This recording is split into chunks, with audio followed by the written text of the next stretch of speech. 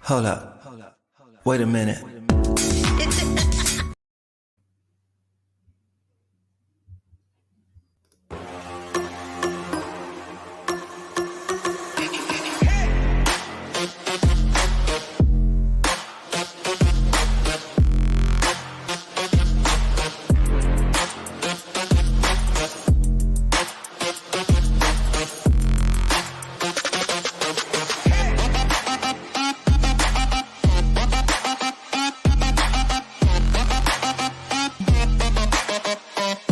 Take a trip around the curve. Matthew Perry, best known for playing Chandler on the hit NBC sitcom Friends, passed away this weekend at age 54. Richard Mall, best known for his role as Bull Shannon on the NBC sitcom Night Court, died this week at the age of 80. Jason Statham is set to star in the David Ayer-directed Sylvester Stallone script, Lavon's Trade. AFI and Hidden Empire Films set a 50th anniversary screening of Blackula ahead of his 2024 reboot. Michael Shannon, Eva Longoria, Luis Guzman are set for the dark comedy Dead Guy. Magazine Dream, starring Jonathan Majors, has been scrapped, and the actor strike pushes Disney's Elio and Snow White to 2025.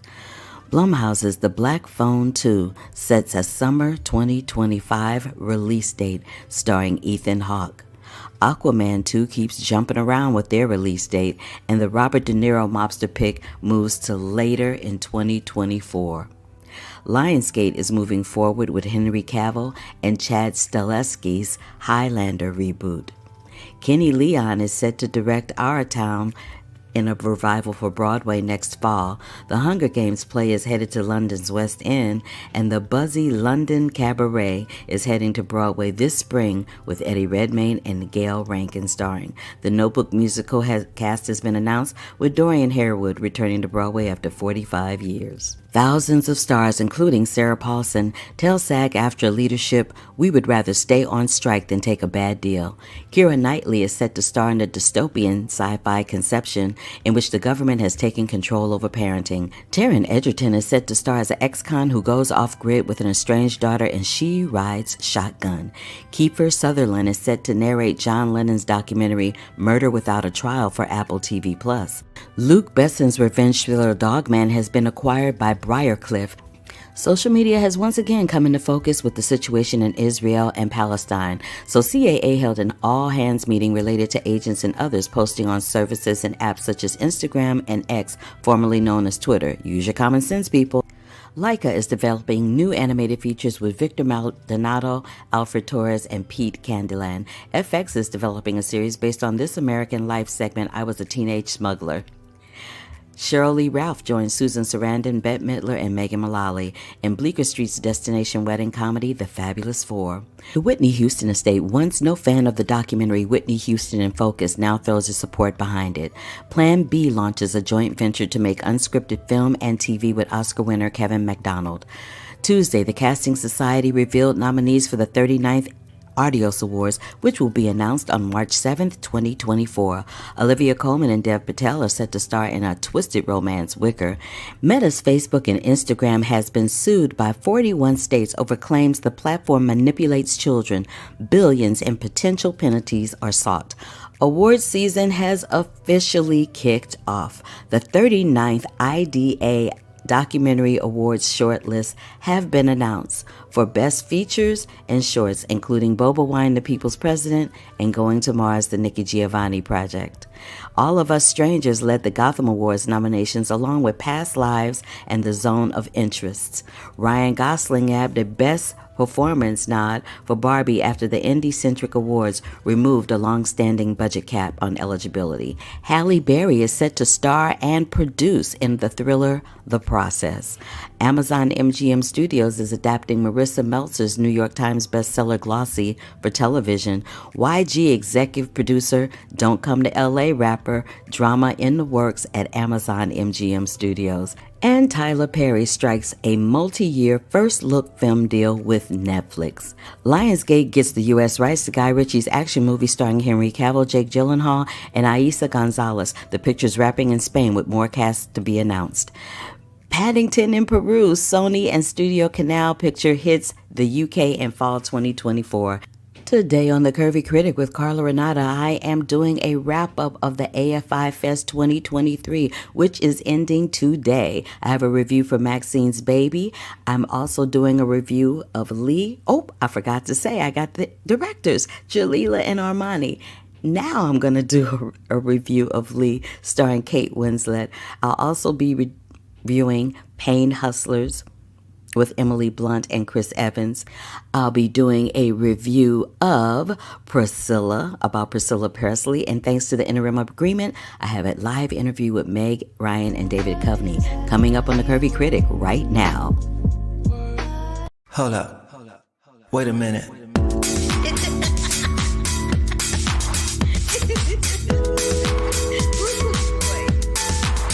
I wish you love, peace, and hair grease. Love, peace, and hair grease, y'all.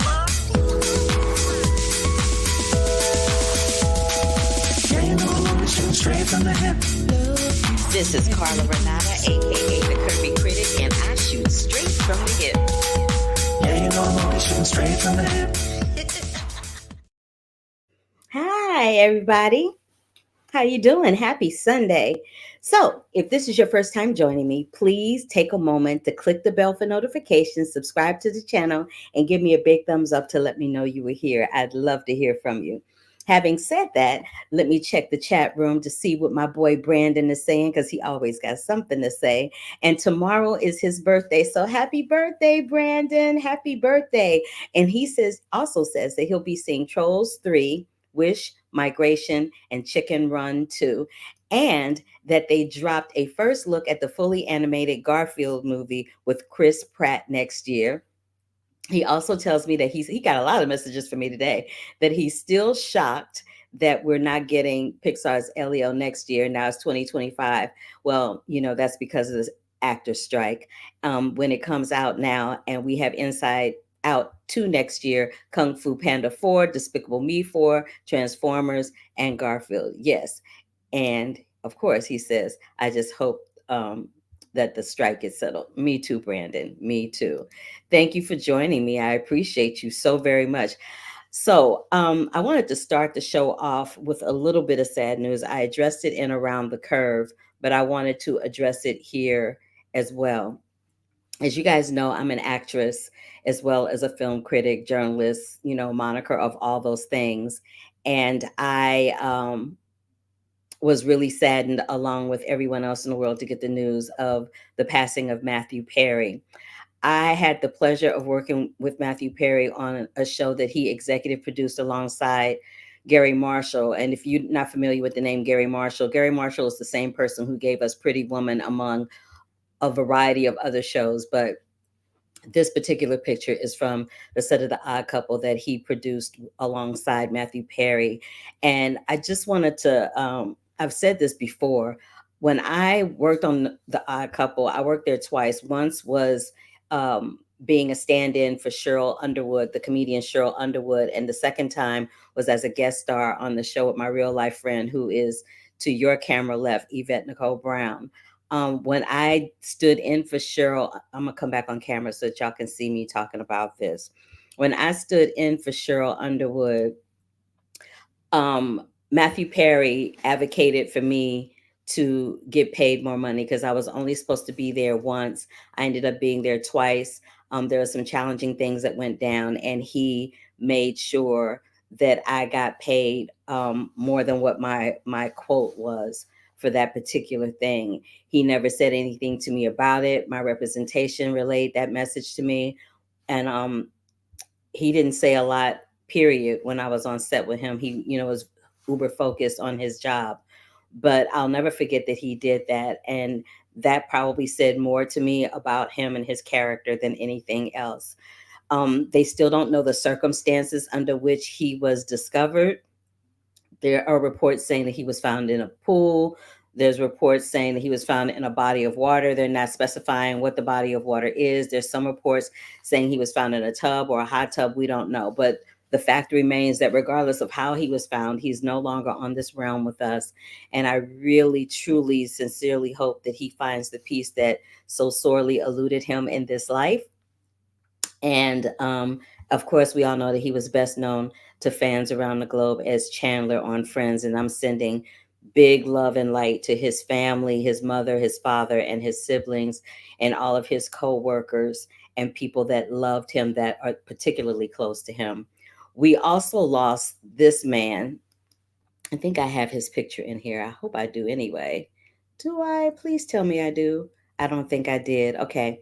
So there's a man named Richard Mall, and there was another show on NBC, another sitcom called Night Court, and he played Bull on Night Court. If you don't know who that is, he was the really tall dude that had that kind of lurchish kind of character. He was bald, tall, and kind of gruff.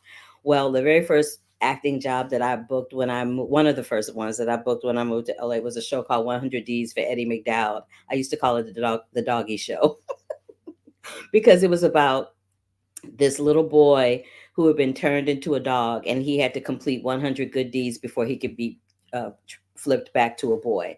Um, that was the first that role, or rather that show, was significant for me for a couple of reasons. One was because it was the first time I'd ever been fired on a TV show. And it was because, and I'm to this day I'm not really quite sure why, but it was the first time I'd ever been fired.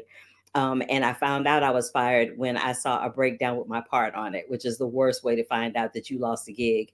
I had replaced Diane Delano, who was the original doggy catcher on that show. She played Brenda May. I played Yvonne. And I would later on work with Diane Delano at Twist at the Pasadena Playhouse. And what was funny to me about that show is that I remember being in the hair and makeup trailer one day, and the rumor going around the set is that I was Denzel Washington's niece, which is why I got the part. Which I was like, that is the most ridiculous lie. I wish I knew who was spreading that lie around, because that's the most ridiculous lie I ever heard. But of course, I had to dispel that myth because it's not true. Really, y'all? Anyway, most of it was shot outside at Griffith Park here in Los Angeles. And I just wanted to go on camera and give a little bit more context and depth to those two passing aways, because those were actually two people that I had the opportunity to work with throughout my acting career. I covered the AFI Film Fest this week, so there's a lot of films and reviews that go in tandem with that, but I always tell y'all what I did the week before, so let's get into it. I ran into these two lovely young men who have a short film that is centered around a candle maker here in LA. His name is Tim, and the film is called Relighting the Candles. And it's a beautiful, beautiful film about this guy who decided that he was going to open a candle business at a later chapter in his life, and now is thriving and really wonderful. I had told you guys before about this Q&A that I did with director Garth Davis for this film called Foe. So those are pictures from that. I also went to a taping for PBS. It's for a gospel special that's hosted by Henry Louis Gates Jr., affectionately known as Skip.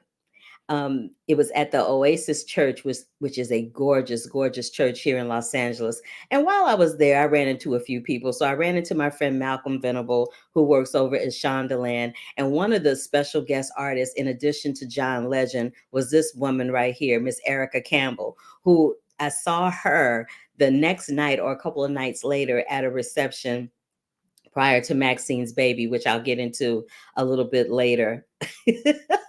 About Tyler Perry. But I walked up to her and I was like, girl, you sang the paint off the walls. And she was like, oh my God, you're hilarious. So I immediately thought she thought I was my friend Yvette, but apparently she was actually talking about me, which I was like, oh, okay, that's hilarious. I also went to a reception for Greta Gerwig. Didn't get a chance to run into Greta, but I did run into Clayton Davis, who's over at Variety. And then after I did my interview with Galila Bekele, who is the director of Maxine's Baby, I ran over to this party with my girl Angelique Jackson, and we took that photograph. So let's get into the AFI Fest. I saw a plethora of films there. One was Maxine's Baby, which is the Tyler Perry story. So let's get into that for right now. Um, it's going to be on Amazon Prime Video on November 17th. It is a documentary project, and it basically deals with you think you know everything there is to know about Tyler Perry, but you kind of don't. This project is produced by MGM and Prime Video. It eloquently tells a story. Let me come back on camera so you guys can hear me talk about that. So I'm not completely off camera for that. It eloquently tells the story of Tyler Perry. We know Tyler Perry as an actor, a philanthropist, a producer, a mogul. What I didn't know is that Tyler Perry holds the record for having 5 films in their opening weekend hit #1 at the box office. Not even Spielberg, Scorsese, or Quentin Tarantino have done that. So I learned that, among other things. There's lots of things in this film that you know, but there's a lot of things you have never known and you will never know until you see this film. I'm not going to run down the list of them here because I want you to see the film. But what I will say is that his mom, Maxine, is the person in his life that she was the flame that stoked the fires of his success and his destiny. And I promise you, you will cry. I've seen this film numerous times and I have boohooed each and every time I have seen it. And FYI, but not really, I've said on this show numerous times when I have talked to Mr. Perry and when I didn't talk to Mr. Perry, that during a period of time in my acting career in 2017, I believe it was, when nobody was checking for me, Tyler Perry gave me a job. He flew me from Los Angeles to Atlanta and treated me like an A-lister. And it was just the boost of confidence that I needed. And so I will take this opportunity once again for the 1 millionth time to say thank you to him for that opportunity. I will forever, ever, ever be grateful for the opportunities that he gave me in that particular instance. Lee is a film that is playing at the festival. It stars Kate Winslet. Now, Kate Winslet is playing this photographer, and I had never heard of her, right? So the film is directed by Ellen Kuras about this model turned photographer, Lee Miller, who became a war correspondent for Vogue magazine during World War II. Now, the thing that is notable about this is that there weren't any female war correspondents during that time. Women were not seen and utilized in the manner in which they're utilized now. So this is a huge story. I'd never heard of this story before. I'd never heard of Lee Miller before. She was the only woman allowed in the combat zone to capture footage of Auschwitz. And baby, I'm gonna come back on camera for this one because I got to tell y'all about this situation right here. So during World War II, when Germany was terrorizing Jewish people, Black people, anything that was considered othered, um, when they lost the war, he and his girlfriend Eva Braun, they committed suicide, and the Americans came in and they took over Hitler's place of residence, I guess is what you could call it. Lee bribes her way in there with her friend, and they go up in there and she ends up in the tub. So she decides that she's going to take a picture in Hitler's tub. She wipes her feet on the bath mat, which is white, with her dirty combat boots, wipes her feet, leaves her boots on the white mat, gets into the tub, breaks the frame. There's this picture of Hitler that she puts in the corner of the tub, and she takes this infamous picture of Hitler while she is in his bathtub. It ran in American Vogue in 1945. It is a infamous photo, and you can find it online anywhere. But they recreated the photos in the film. And FYI, but not really, Kate Winslet, most of the photographs that were recreated that Lee Miller originally took, Kate Winslet rephotographed them and they used them in the film. Kate Winslet plays this part to perfection, y'all. I really hope that she gets some love for it and it doesn't get buried in the process of bigger films that are flashier and have more money behind them, because her work is always spot on and is very specific from a characterization point of view, and it makes the film really easy to watch. Marianne Cotillard plays her friend Solange, who is a Jewish woman that was raped and tortured when the Nazis came in to try to take over. And she will break your heart. Alexander Skarsgård plays Roland, Lee's husband.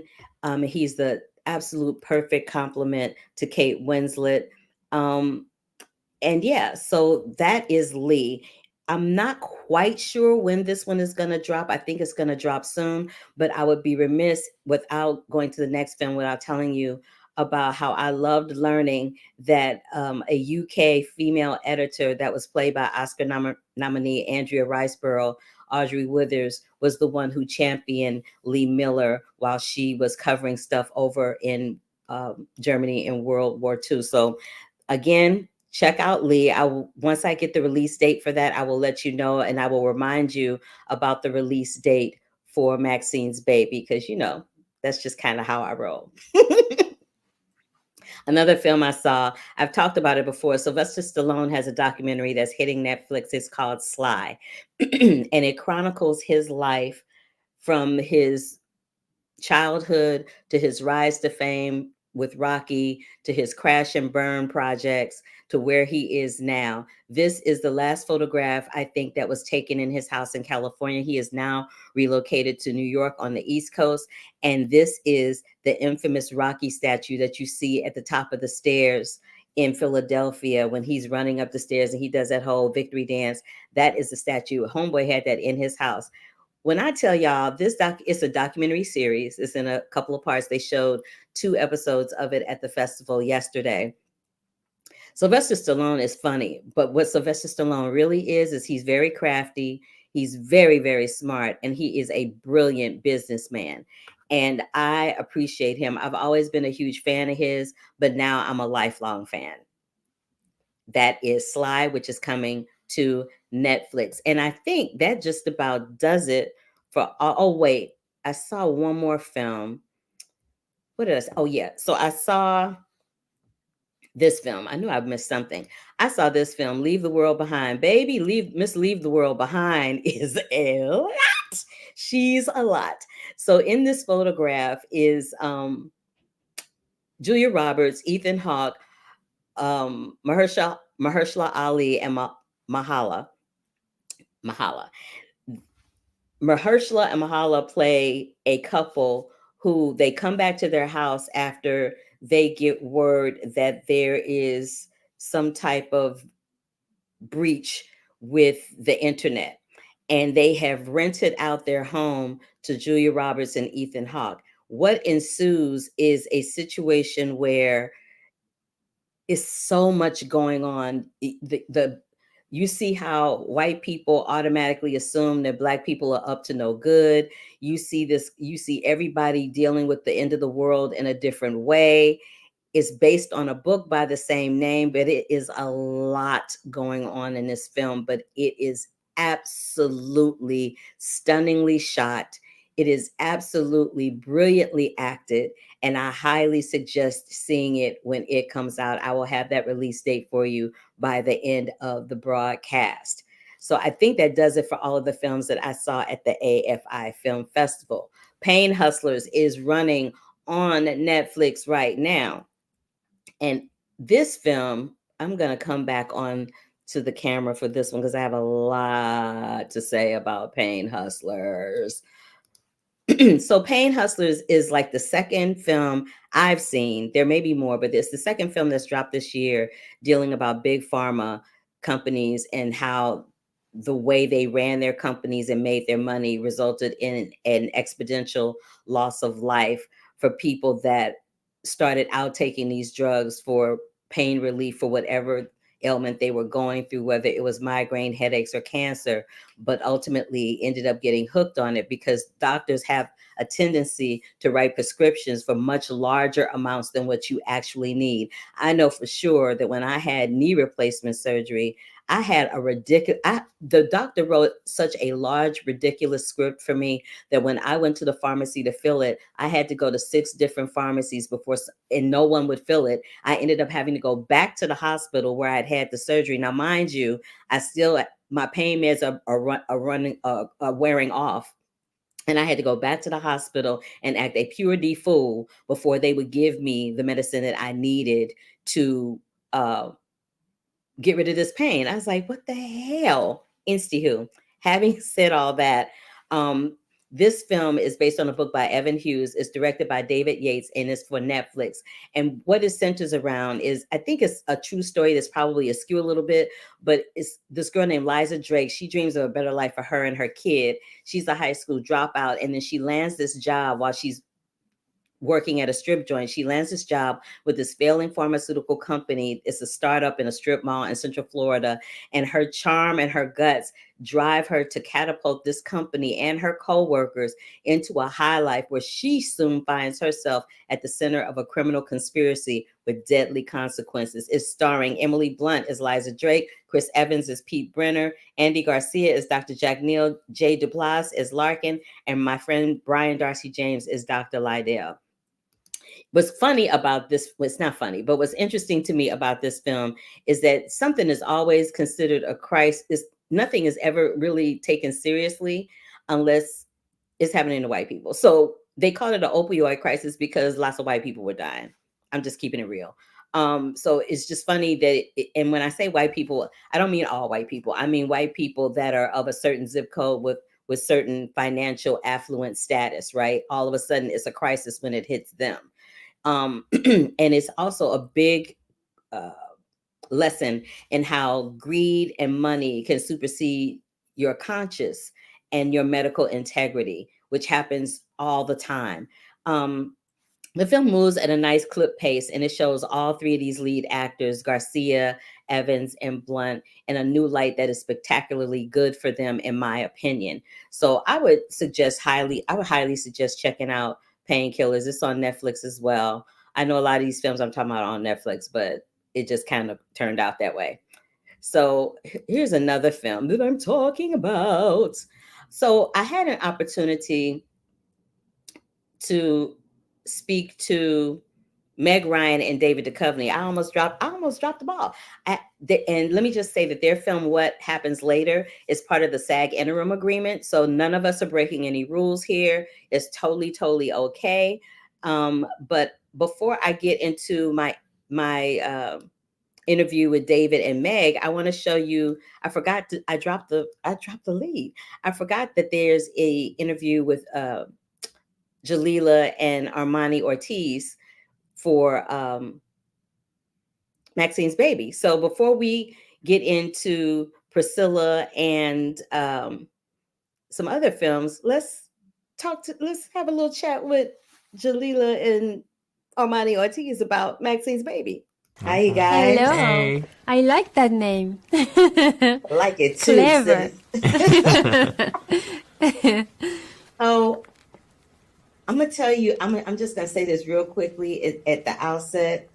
I didn't know what to expect, but I definitely didn't expect to be sobbing at the end of this. Wow. Baby, I was in the ugly cry and trying to get my face ready for this and had to redo my face twice. Well, you look great. You look flawless.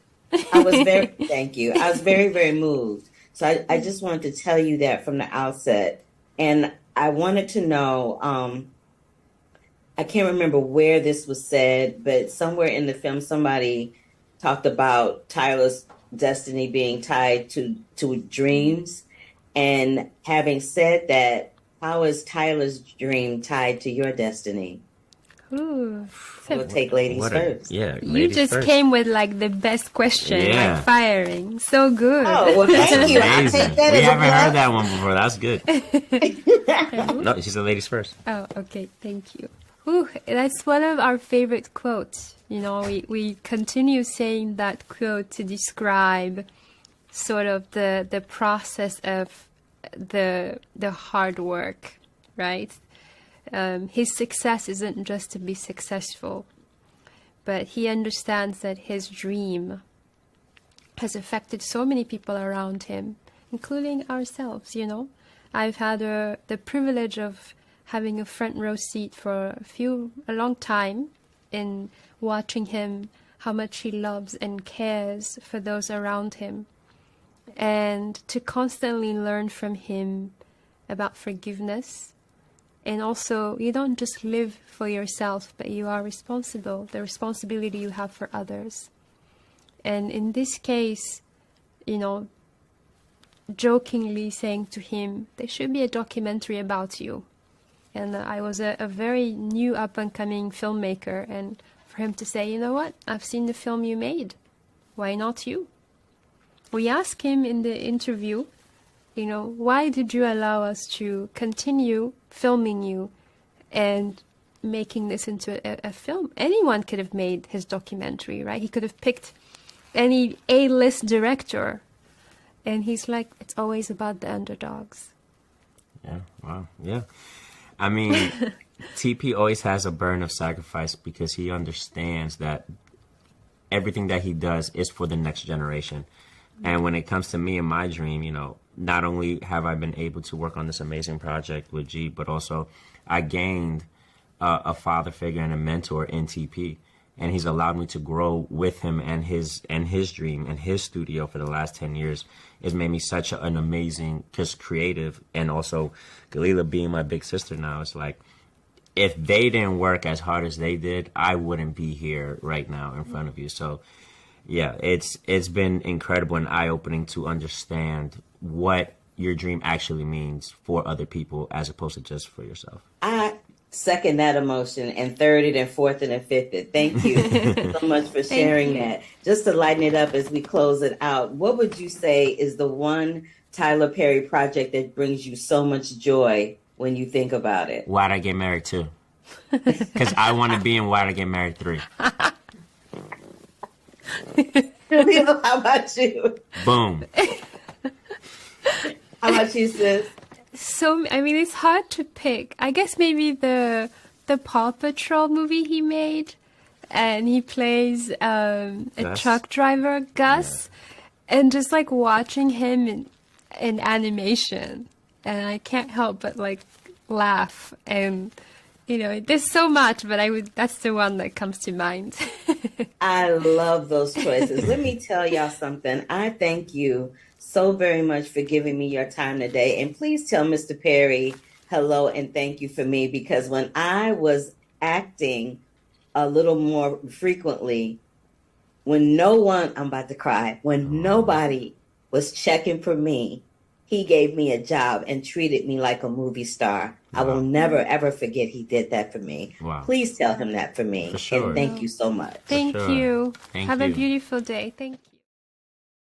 When I tell you, thank you, Jalila and Armani. When I tell you, I went to the reception after the film, and I was sitting in a little corner by myself, and Jalila saw me sitting there by myself, and I was waiting for my friend Angelique, who I showed y'all in the picture earlier. I was waiting for her to come back with some drinks, and Jalila thought I was sitting there by myself, and she came over there and is very nurturing, was like, are you okay? What do you need? Don't sit over here by yourself. Come join us. And she was getting ready to pull a chair up to the table. I was like, why is this your night? Why is this your opening, your premiere, and you worried about what's going on with me? When I tell you this woman is the real deal, she is so genuine and so kind and such a beautiful, angelic spirit. I wish nothing but the best for her and Armani, and I'm hoping to see many more projects from them in the near future. So having said that, what else was I going to talk about? Oh, yeah. So let me talk a little bit about, I'm going to talk a little bit about Priscilla. Let's talk about Priscilla. So there's this book called Elvis and Me, and this film is based on that book. The film is directed and written by Sofia Coppola. It stars Kaylee Spaney and Jacob Elordi, and it's going to drop on November 3rd. This is the first time we are hearing about Elvis and Priscilla's story from Priscilla's point of view. Now, Elvis and Me was made into a TV movie back in 1988, where Priscilla Presley was executive producer and Susan Walters played Priscilla. But this time it's a dramatization feature film, and Sofia Coppola has taken the helm on it. It focuses, and this is the first time we're hearing the story from Priscilla. This is the first time it's not all about Elvis. It's all about Priscilla. And it focuses on her going from being a fan to a girlfriend, to a wife, to a mother, to a divorcee. And the biggest thing you're going to take away from this is that, you know, Priscilla Presley was a young girl when she met Elvis. She was like 12 or 14. Like she was super, super, super young. So she went through her preteens with him, her teens with him, her 20s, her 30s. And I'm sure she wanted to grow old with him, but that ended up not being the case. But I appreciated her sharing her story because we always hear it from Elvis's point of view, or we saw the movie last year called Elvis, which was from Colonel Parker's point of view. We've seen everybody's point of view but Priscilla, and Priscilla lived that life with him. So I appreciated getting that story. And what the biggest thing that you'll get from it is that not only did they grow up together and eventually grew apart, that, you know, being in the limelight is not for the faint of heart. You got to have a really strong constitution to be thrust into that, to stay in it and navigate in it with some type of normalcy, if you want to call that normal. It's not normal. But she got out while the getting was good before it ate her alive, because she's still here. She's still navigating. She has an Elvis animated project that is on Netflix called Agent Elvis, that she executive produces, and she does a couple of voices in it. And she had a career of her own. People forget that Priscilla Presley was an actress and a performer in her own right. She was very present in the Naked Gun film franchise with that was huge film franchise. And she did 144 episodes of the hit nighttime soap opera Dallas as Jenna Wade. So people forget that, you know, she's not just Elvis Presley's wife. She is a woman with her own legacy and her own lineage in addition to all of that. All right. And last but not least, y'all, we're going to get into this. So as everybody knows, SAG is on strike. It's been a lot going on. They've been going back and forth to the negotiation table, and people are hoping that a resolution will come soon. But that's what it is hope. But in the interim, see what I did there? In the interim, they have been doling out interim agreements, which are allowing some indie productions to go ahead and shoot and film and work. So one of those interim agreements was given to Meg Ryan and David Duchovny and Bleecker Street for their new film, What Happens Later. And basically this film deals with this couple that, well, these two people who used to be a couple that accidentally run into each other in the airport and realize that they have some unresolved feelings and unresolved issues, that they end up in a very comedic way sussing it all out while they're waiting for their respective flights to take off because they've been grounded. And what happens when you run into your ex at an airport and you end up stranded until the next flight? Like, what does that look like? How does that feel? It's great to see Meg Ryan be funny. She's freaking hilarious, y'all. And her and David Duchovny are hilarious together. She's basically picking up the mantle where Nora Ephron left off, and she totally thrives in that lane. And as I said at the beginning, I don't think I did say this, Meg Ryan is writing, she wrote this movie, she produced it, and she stars in it. And it's giving you vibes of When Harry Met Sally and all those other really wonderful Nora Ephron comedies that she starred in that made her a star. But I was fortunate enough to be able to speak with her and David about the project. And baby, some of the things that David Duchovny says are just pure comedy, but I'll let y'all take a look at it. So take a look and a listen to this interview with David Duchovny and Meg Ryan from What Happens Later. Hi, I'm Carla Renata, the Curvy Film Critic. Hi, you guys. Oh, really? Oh, you like that, huh? Have you given yourself that moniker? I did give myself that moniker because I am curvy and I'm a critic, honey. Oh, You need to go a little wider. You need to go a little wider so we can see the You mean curve. the shot, you mean? Yeah. We believe it. Oh, she's going to do it. Oh, Okay, you are the curvy critic. I'm a hot mess. Anyway. Y'all, I enjoyed this movie. Congratulations on it. But what I walked away with immediately is I kept feeling that airport announcer thing happening. And I wondered if the airport announcer really could talk to you, what would you say back to them? Because I know what I would say back, and it's not going to be cute. What would you say, Meg? Well, some of what I would say is what David's W. Davis says in the movie. How frustrating it is to be at the mercy of all of these other things, and you're getting kind of like messed with. You know, when you're in an airport, it's not up to you anymore. Nothing seems to be up to you. No power. No power whatsoever. You're powerless. Yeah. David, what would you say to that voice? Yeah. I think I say what I say again in the movie, which is fuck you. What the fuck are you doing? Messing with me. Yeah, stop messing with Yeah. Stop fucking with me. What would you say? I would be like, you know what? I'm gonna need take two on that situation. Okay. So having said that, And I've seen people in the airports talking to the skies, and now I understand that. And now you understand why. They're here in the airport that I'm not hearing. They're hearing the airport voice And they're that having a nobody else hears. conversation.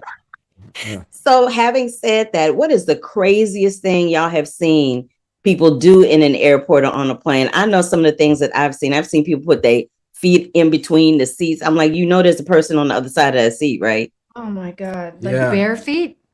Yeah. Yes. I don't horrible. like people with bare feet on an I don't like airplane. that. And the idea of them like that's horrible. I was in a lounge once and I saw a nun picking her toes, her barefoot toes. And I was just like, nobody's going to talk to her because she's a nun. And then I'm like, is she just wearing that nun's outfit because she wants to pick her toes and not get busted? No. Did she like get up that morning and go, you know, I'm going to get the nun's outfit on because I'm going to do some I have to do some stuff personal today. grooming. at And the I was just airport. like, I really want to tell this nun to stop picking her toes. Did But you? I couldn't. I guess she was a nun. I was like, You made my nose, End my of the whole story. face is red right now. I think I took a picture of her Oh, just for like posterity's sake, and I don't know where it is. It was a long time ago, but I haven't a picture. Like if I die and people go through my phone, they'll be like, "The company's weird. He's got a picture of like a nun, a nun's bare feet in his." this is going to take a while. Oh my God. I just want to ask you this real quick before I wrap up. You made me laugh half of my time away, David. Now that you're on the other side of this project, do you feel like you were on a trip or on a journey? Oh yeah. Oh, definitely. For me, a journey full on. You're crying.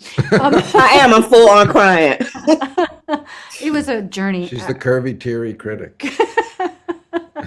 I learned so much, and I just feel so blessed by this experience. You know, it's like 2 years straight of like serious concentration, and if you don't love it, I think you're in trouble. But I loved it, and I literally still look at it and go, I didn't realize that. I didn't like it visited me, and now it's for you, and so for me, it was a journey.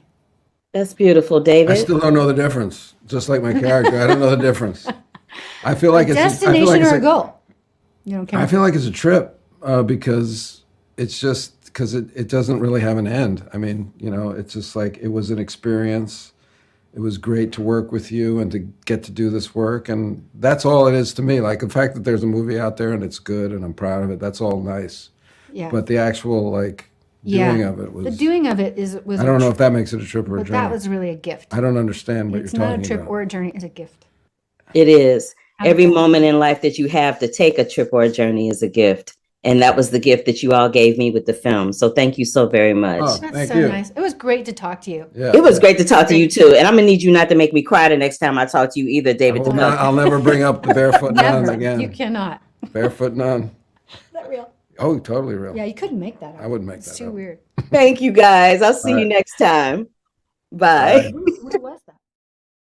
They were like Abbott and Costello. They were just having their own little conversation, but I love them. Again, What Happens Later is directed, written, and produced and starring Meg Ryan alongside her producing partner, David Duchovny.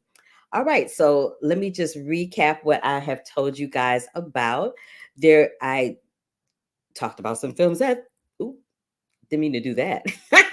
Talked about some films at the AFI Film Festival. So check those out. Check out What Happens Later with David Duchovny and Meg Ryan.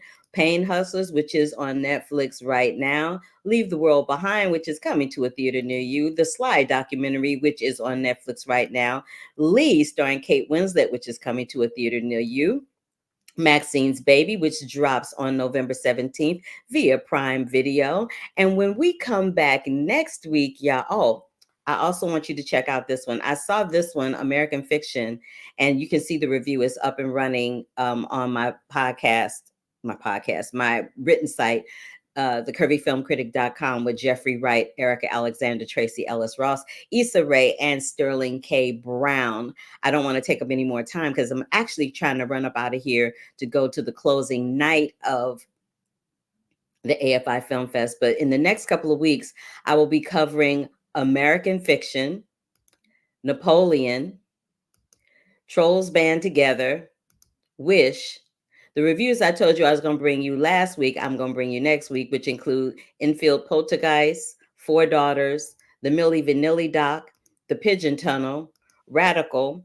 I'm also going to talk about Saltburn and The Marvels, which is coming up in a few weeks. So, having said all of that, make sure you guys check out all of the films that I've told you about. They are really good. You know, I don't be telling y'all about stuff that's fair to middling. And if it is fair to middling, I'll usually say it's fair to middling. But if this is your first time joining me, again, give me a big thumbs up to let me know you were here. Click that bell for notifications. If you were on YouTube, subscribe to the channel, whether you are on YouTube or not. And I've told you what's coming up in the next couple of weeks. I'm gonna run up out of here so I can catch the last film showing at the closing night film showing at the AFI Film Fest, which is Maestro, which I spoke to you guys about when I had come back from the junket in New York, and it was part of the New York Film Festival. So Maestro clearly is making the rounds at the film festival circuit. I have so many more things to tell you about, and award season is in full swing, y'all. So it's gonna be off and crack-a-lacking for me for the next couple of weeks. But having said that, take it light, be safe, be sane. Thank you so much for watching, whether you're watching in real time or whether you are catching the taped version of this. I appreciate you. I adore you. And I will catch you on the flip side. And deuces till the next time. Bye, baby.